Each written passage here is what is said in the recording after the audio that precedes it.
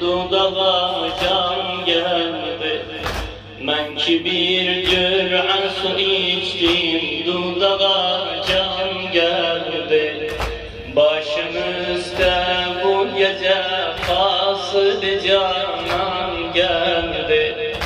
Başımızda bu gece kasıd canan geldi. Anamı sesledim, ağzımdan kan geldi. Anamı sesledim, ağzımdan kan geldi. O da benden yarandı bu gece ya Zeynep. Vav eylam, vav eylam, vav eylam, vav eylam, vav eylam, vav eylam.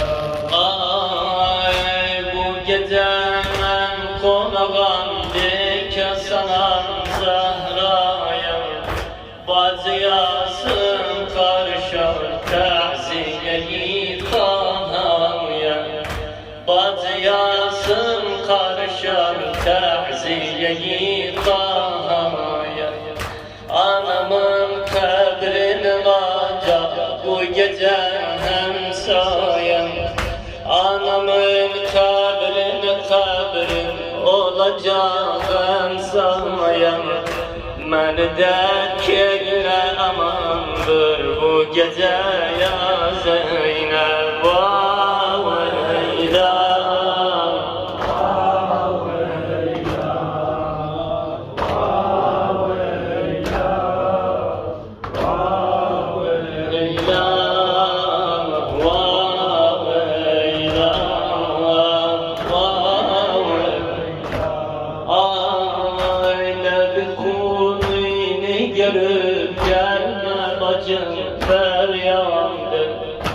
Kardeşin rahat ölüp yoktu vefa dünyada. Kardeşin rahat ölüp yoktu vefa dünyada. Durayana bacı bir taş eylesen amadem. Durayana bacı bir taş eylesen amadem. Gözün etrafa dolandı bu gece ya Zeynep. Vav eylam, vav eylam, vav eylam, vav eylam, vav eylam, vav eylam. Ah bacı bu ayrılığın çaresi yok, sabreyle. Bacı bu ayrılığın çaresi yok, sabreyle. Yağacak başıya çok derdu bela, sabreyle. Dolarsa kuçede tabutime oh, sabreyle. Dolarsa kuçede tabutime oh, sabreyle. Düşmanı yoktu ayandı bu gece